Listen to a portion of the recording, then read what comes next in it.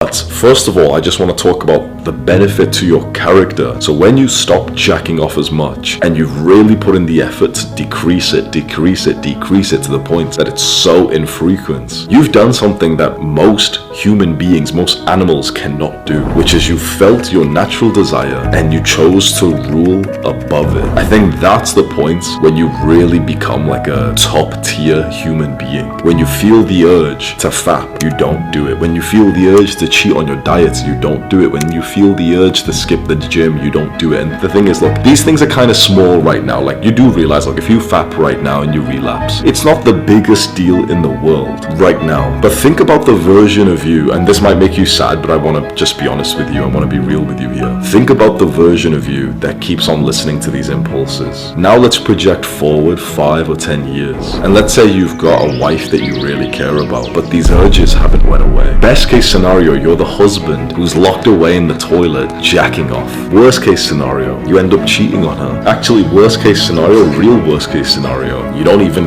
attract the wife in the first place because you have been like the unsuccessful, unattractive man who is just listening to his monkey impulses. Do you see how the actions that we take today as young men will directly influence the actions that we take in 5 years and 10 years and 20 years? So although some of these things that I talk about don't really seem consequential, like if you've watched my videos before, you've probably thought to yourself, like, this guy's pretty strict when it comes to the advice that I give. I say, okay, no porn. Not like 1 hour is fine, but no porn, no video games, no TV show, movies, whatever. People think that's really strict and they're like, oh, but 1 hour is not going to make a difference. But it's not about the 1 hour today. It's not about just, jacking off today. It's that it makes you the kind of guy who does that every day, and it becomes more consequential in the future. The version of you that jacks off today leads to the version of you that cheats on your wife and gets divorced. The version of the kid who plays video games today leads to the version of him being like fucking, like fully in the AI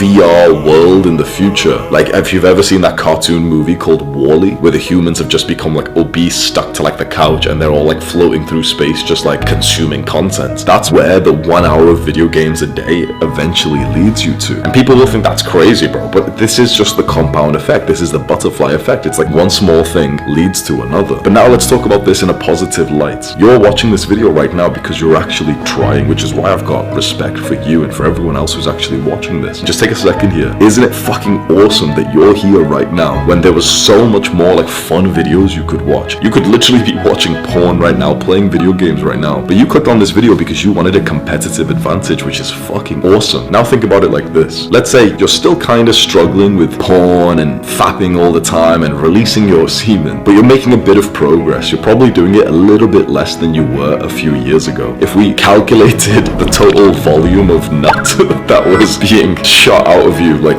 a year ago to now, it's probably less, unless you're just going through puberty and you've just got like the increase of seminal fluid. But like, you get my point. Like, the total ejaculations has probably went down for you, right? And just like we said, okay, well, one thing leads to another, the compound effect. Well, the version of you that is putting effort in as you are right now is the version of you that 10 years in the future, when you're like a successful man, you're married, you're a good husband, you're a good father, and you've went away on some like business trip, or you've done some conference or some speaking event, and one of the people who watched you speak is like quite an attractive businesswoman, and she wants to fucking suck your dick because she's just attracted to you. And it just happens, let's say the circumstances align, that both of you are in the same hotel and her room is like next to yours, so you both end up kind of stumbling there at midnight when like the conference has ended, and she kind of indicates that you should like come over to her place to fuck her and to cheat on your wife. You take one breath, you go into your room and you call your wife and you tell her it was a good conference and you're really happy and you can't wait to come back home tomorrow. The version of you that masters the impulses today is the version of you that doesn't fall into the same pit as so many other men. Like, can you imagine how many men could have become so great if it wasn't for their impulse, which is usually tied to some kind of biological caveman drive, like the need for status, recognition, and sex? Imagine how great some of your favorite athletes could have being if they were able to control this impulse, not party, not try and, get the threesomes and the foursomes and the fivesomes when they become like really famous. Stop taking drugs or never take the drugs, and they just focused on their craft. It's like the difference between Conor McGregor and Khabib. There's like such a purity to the person who's able to master the impulses, and this is the important point. You will still get the impulses. The good man that you look up to, he still gets the impulses. He still gets, that like sort of agitating feeling when you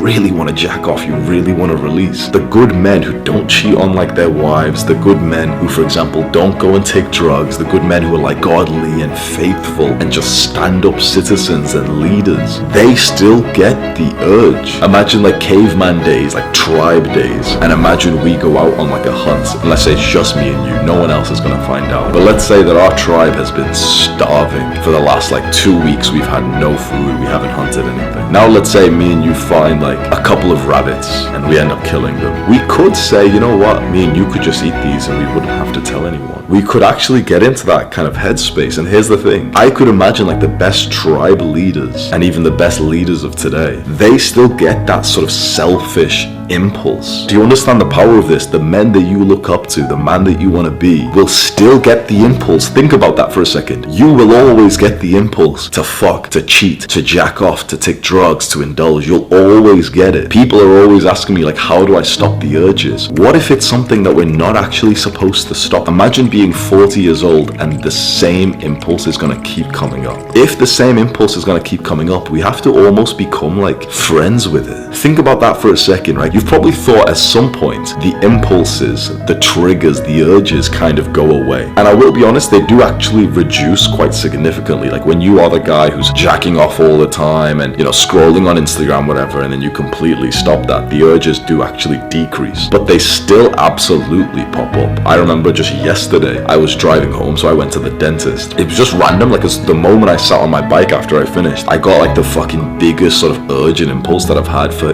ages to jack off. And it was like being a teenager again, where I'm like fantasizing about like what kind of porn could I watch, what color of skin should the woman have. I started to get into like the little teenage boy kind of fantasization, and it hit me and I was like, that's crazy. Like I used to believe when I was first on NoFap that I would get to a point where these urges would completely go away. What if they don't? What would you do if you were continually going to get urges and impulses like that? You wouldn't try and wish them away. You would learn to deal with them, right? You would learn to sit with them. There's a phrase which is so powerful and it's kind of related to this, and it's that fear is the sharpest version of yourself.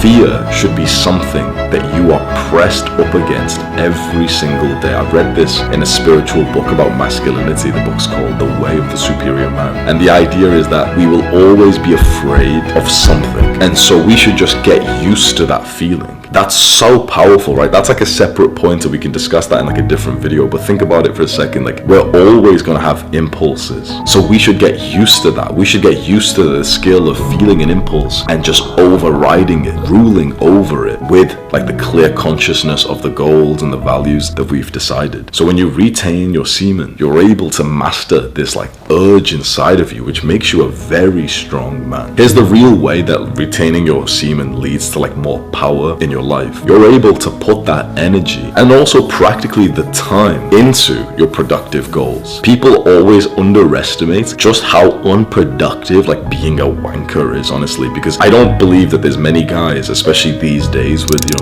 dopamine addiction, especially of the young generation. I don't believe that there's many guys who just kind of power fap and then finish and then move on with their lives. I have a feeling like maybe this was just my bias, because when I was a teenager I used to do this. Most guys edge. Like let me know if I'm right, but I think most guys edge, and what that means is instead of just like fapping as fast as possible and finishing within like 2 minutes or 5 minutes, you kind of like fap, you feel up the pleasure, you get close to the point of no return, and you kind of like slow down a little bit, then you go again, and then you slow down a little bit, and the whole session goes from what could have been 5 minutes to half an hour, 1 hour, and it becomes often more about watching the porn and the sort of dopamine content that you end up finding rather than the sort of race to the ejaculation. And so you end up wasting hours every week and also frying your dopamine receptors. So dopamine is kind of like this molecule inside of us that makes us feel motivated to do stuff. Dopamine is like our motivation. Think about that. That's our feeling of motivation. Think about how important that is. The bad thing is that if we get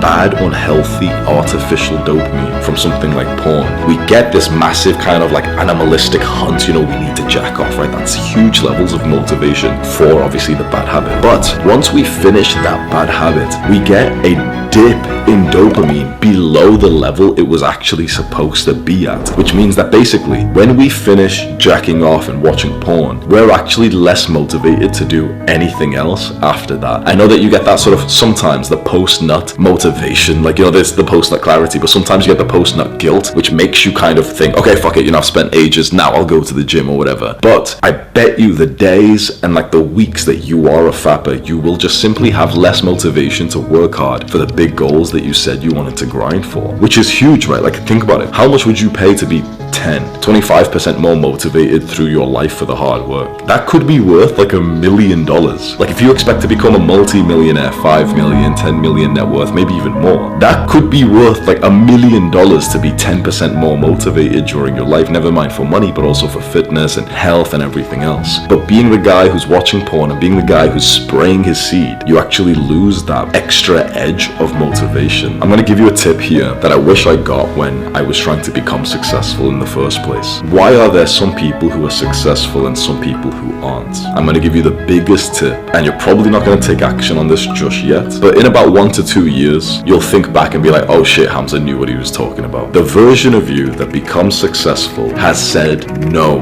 more times than you right now. Becoming successful is about not doing 90% of things that most people are doing. People think, okay, what do you do to become successful? No.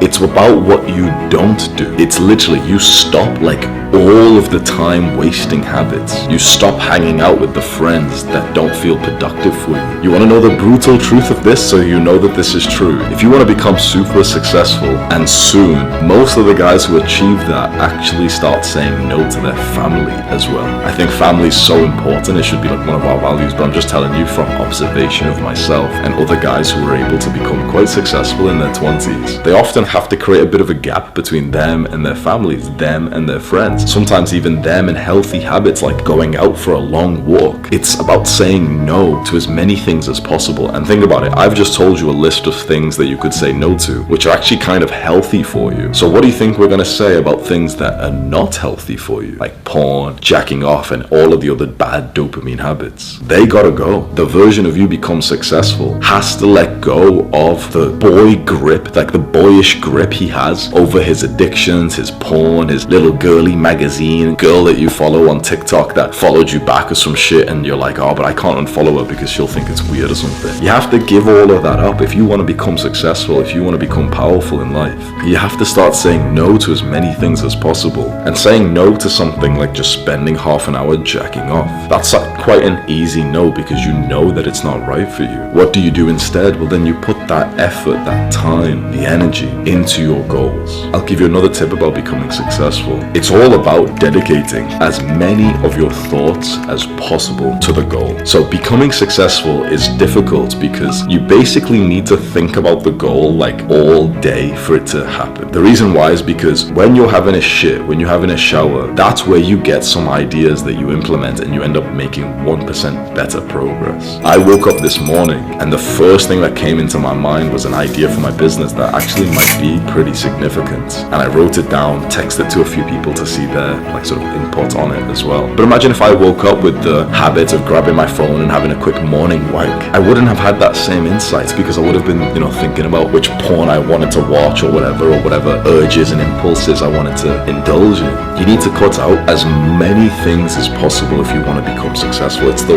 raw reality of becoming successful, especially at a young age. So cut out this massive part of your life, which is just driven by the need to ejaculate. And this could even be desire for casual sex as well. So if you've got to the point where you now, maybe it's not so much about porn, but it's about wanting to just have sex with girls. And now you're spending some time on the dating apps, you're going out cold approaching, you're going to clubs and parties. All of that is just stuff that is absolutely stopping you from the bigger success that you actually really want. And a lot of guys are not ready for this conversation because they think they can have it all. And it's like you have to slap some sense into them and think bro, if you could have it all, you'd have it all, but you don't have anything. You don't even have have the girls in the first place that you're chasing so hard, but you also feel like a loser. You can't afford even to go travel somewhere. You don't have good money or fitness or anything. Now's maybe not the right time to be pursuing degeneracy, right? If it's like a loving relationship and it's a lot less about the ejaculation, having sex, but more about the love and the relationship, then by all means, that's awesome. Okay, that's like a healthy thing, fine. But for most guys, it's not about that. So you've got to consider right now, if you want to retain your power, to cut this massive part out of your life. Just cut out, stamp out degeneracy. I'm telling you, it's not valuable. It doesn't make you better. It's not like experience or anything like that. A real loving relationship where then you can have awesome sex as well, that's awesome, fine. But just like hanging out with degen girls, messaging random girls you know are not going to be like your girlfriend, and then spending time on porn and stuff, it's 100% lowering your potential. Don't bullshit yourself to think that it's a productive thing. If you want a healthier alternative